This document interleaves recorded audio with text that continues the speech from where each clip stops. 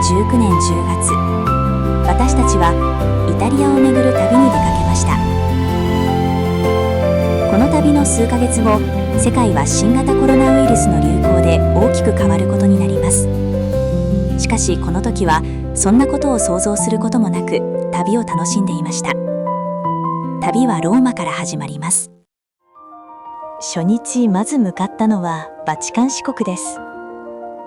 ローマ市内にありながら、ここは独立した一つの国です。最初に訪れたのはバチカン博物館。入り口にはミケランジェロの代表作ピエタがあります。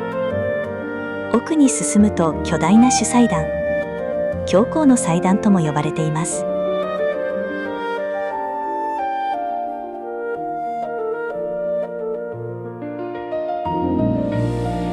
外に出るとそこにはサンピエトロ広場、中央には古代エジプトから運ばれたオベリスクが立っています。こうしてバチカン市国を後にします。バスでローマ市内を移動すると、車窓からコロッセオが見えました。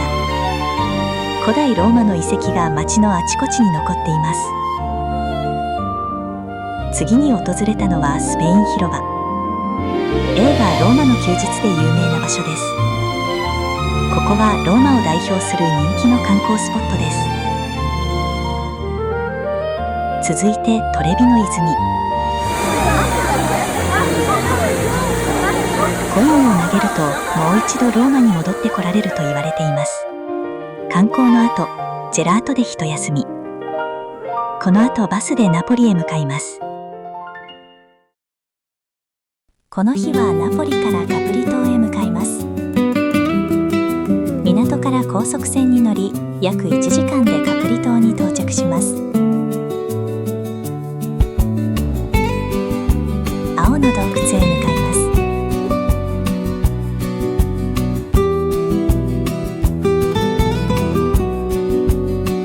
青の洞窟の入り口はとても小さく、ここから3人から5人ずつ小さな手漕ぎボートに乗り換えて入ります。入り口はとても低く、ボートに乗ったまま後ろに寝るようにしないと頭をぶつけてしまうほどです。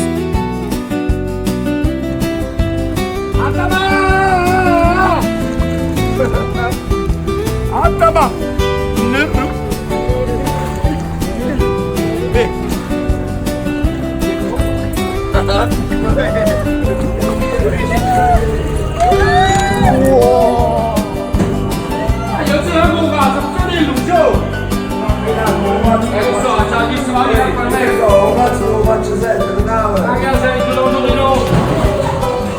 Ok, state, dite uscirò.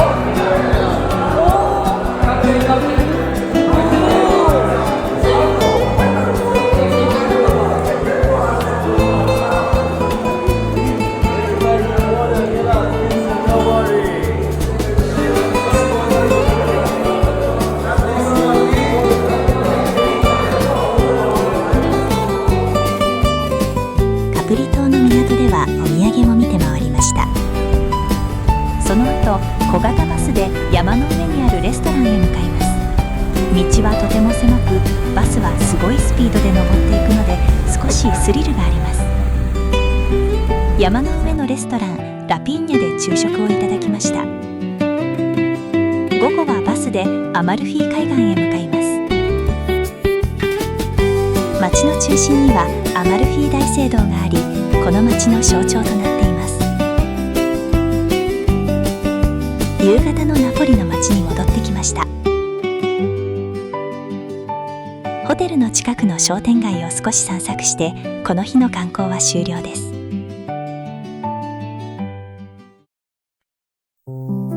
頂上の十字架が印象的なモンテペンドロ。この日はナポリからポンペイ遺跡へ向かいます。ポンペイは西暦79年のベスビオ火山の噴火によって火山灰に埋もれた古代ローマの都市です。そのためおよそ2000年前の街並みが今もそのまま残されています。遺跡の中には碁盤の目のよように整備された石畳の道路が残っています。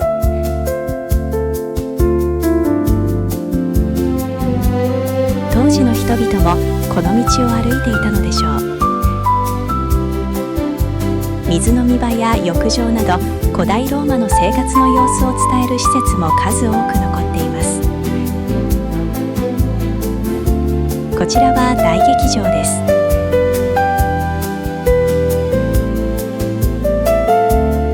当時はここで演劇や音楽が上演され、多くの市民が集まっていました。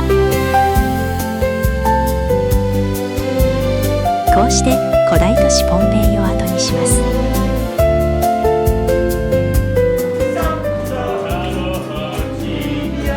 昼食はナポリ名物のピザです。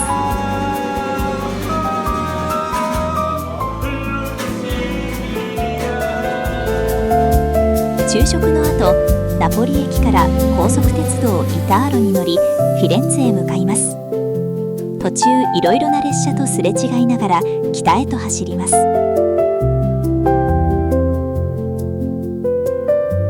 列車はローマのテルミニ駅で一度行き止まりになります。ここで列車は進行方向を変え、再び北へ向かいフィレンツェへと向かいます。やがてフィレンツェに到着しました。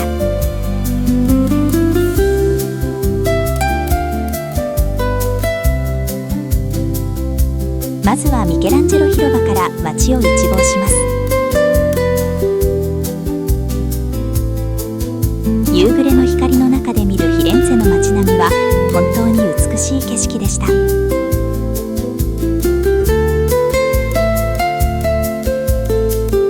の日の夕食はフィレンツェのレストランでいただきます。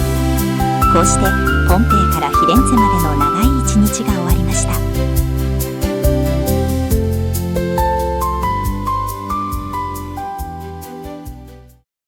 この日はフィレンツェの観光です。アルノ川に架かるベッキオ橋はフィレンツェを代表する歴史ある橋です。こ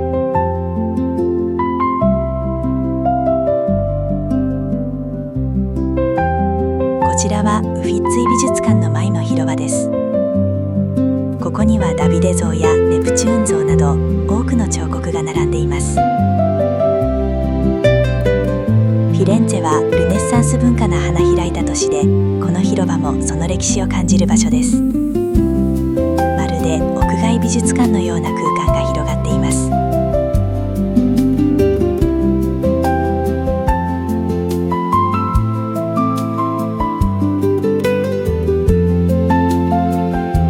館内の廊下にはさまざまな彫刻が並び、天井には細かな装飾が描かれています。そしてボッティチェリの名作「春」、同じくヴィーナスの誕生、さらにレオナルド・ダ・ヴィンチの受胎告知などルネッサンスを代表する名画を見ることができます。美術館を出ると広場は多くの観光客でにぎわっていました。その後フィレンツェの街を少し散策します。カフェの前を馬車が通り過ぎるなど街の雰囲気もとても魅力的です。昼食は街のレストランでいただきます。イタリア料理をゆっくり楽しみました。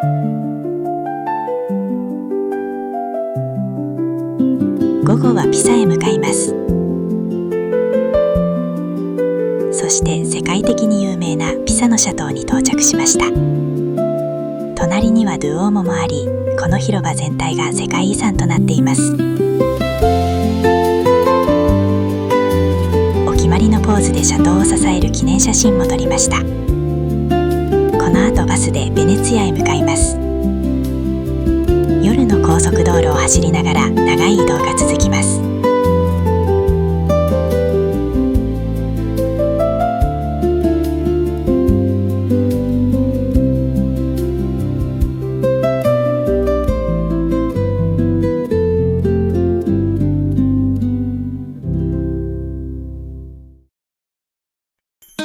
この日はベネチアの観光です。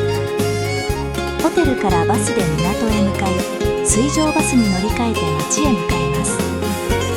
運河の向こうには海に浮かぶように立つベネチアの街並みが見えてきました。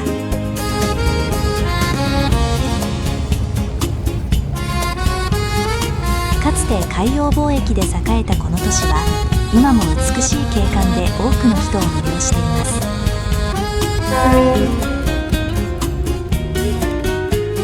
やがてサンマルコ広場に到着しました。ここはベネチアで最も有名な広場で、世界中から観光客が訪れま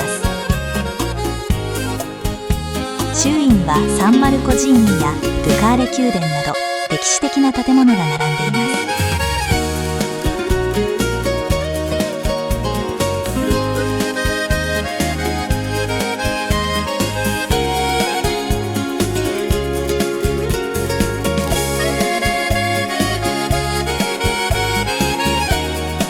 続いてドゥカーレ宮殿へ入ります。ここはかつてベネチア共和国の政治の中心だった場所です。館内には巨大な油絵が壁一面に描かれています。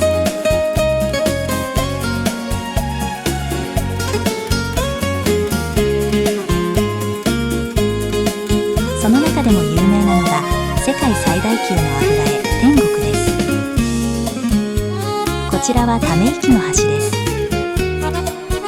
かつて囚人が裁判所から牢獄へ移送される際に通った橋で、ここを通るときに外の景色を見てため息をついたと言われています。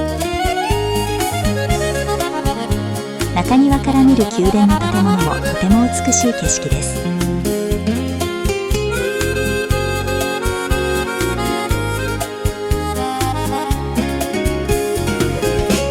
次はベネチアンガラス工房を訪れます。職人が高温のガラスを使って一つ一つ手作業で作品を作り上げていきます。ベネチアのガラス工芸は世界的にも有名で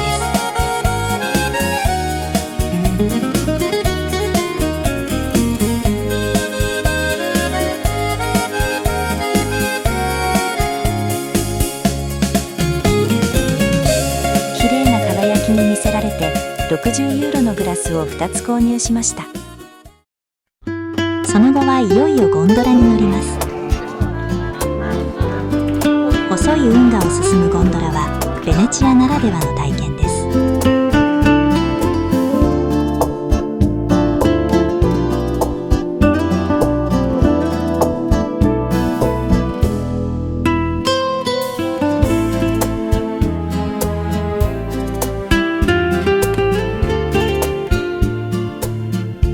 橋の下をくぐりながらゆっくりと街の景色を楽しみます。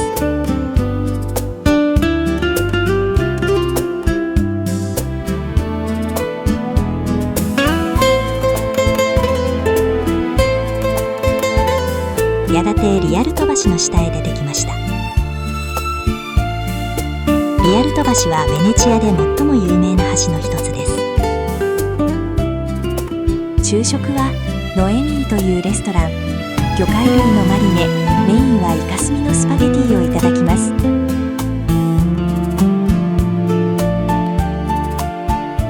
昼食後、時間があったのでリアルト橋まで行きました。ここからの大運河の両岸の景色はかなりおすすめです。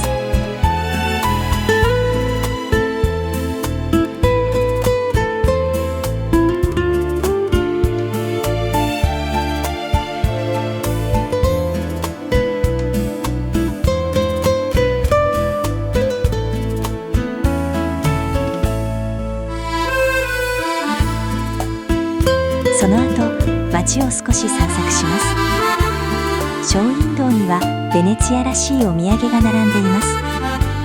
お土産に木でできたピノキオ、謝肉祭の仮面などを買いました。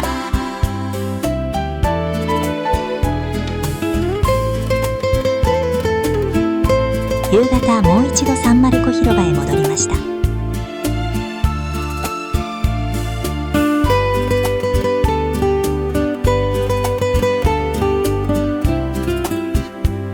大鐘楼のあるこの景色はベネチアを象徴する風景で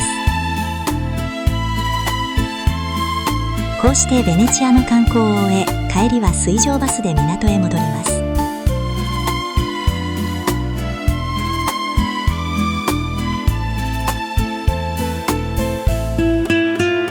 この後バスでミラノへ向かいます。タリアを横断する長い移動が続きます。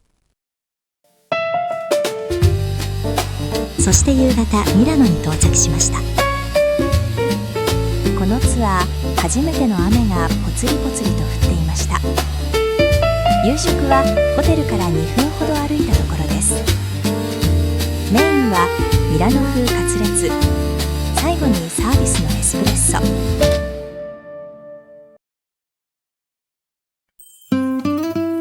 朝の街では市場の準備が始まっていました。こ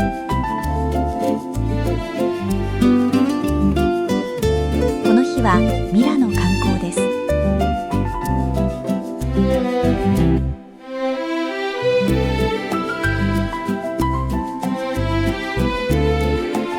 まず向かったのはサンタマリア・デル・レグラツェ教会です。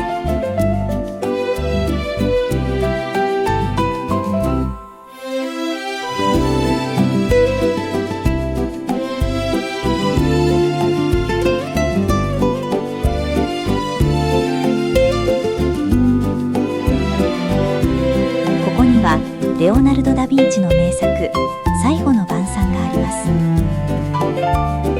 この壁画は1498年に完成した作品で、イエスと12人の弟子たちの最後の晩餐の場面が描かれています。世界的に有名な作品で、現在は厳しい入場制限の下で公開されています。続いてスフォルツェスコ城へ向かいます。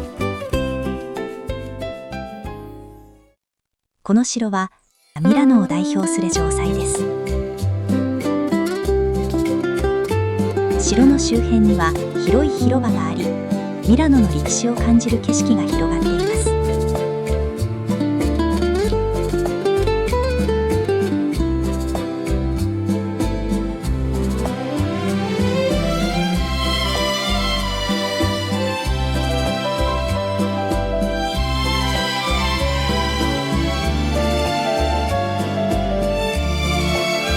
その後、街を散策します。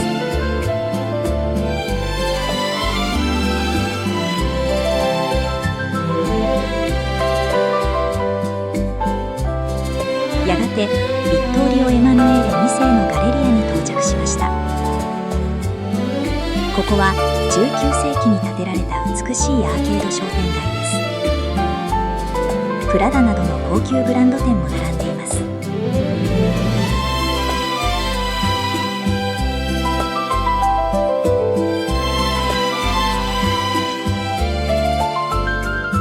中央の十字型の広場はミラノの人気スポットになっています。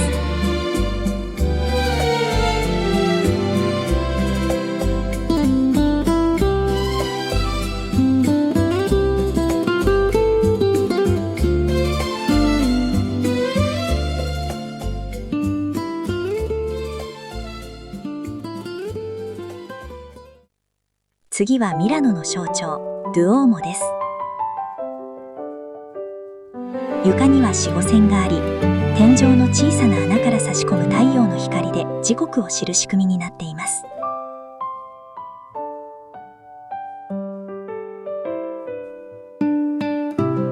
ドゥオーモの内部には巨大な柱と美しいステンドグラスが並んでいます。ゴシック建築を代表する壮大な大聖堂です。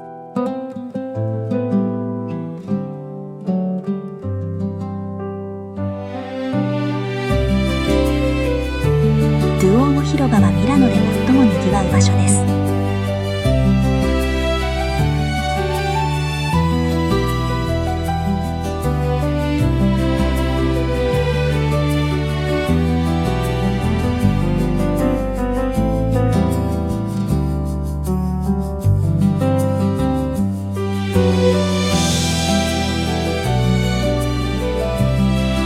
広場の周辺にはスカラ座や歴史ある路面電車などミラノらしい景色が広がっています。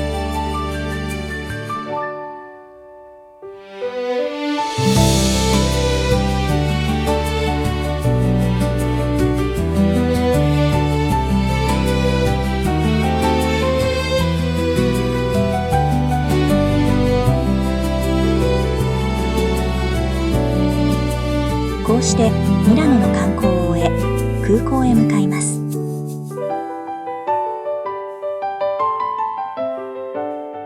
ミラノの空港から日本へ帰国の途につきます。こうして6日間のイタリアの旅が終わりました。歴史と芸術にあふれた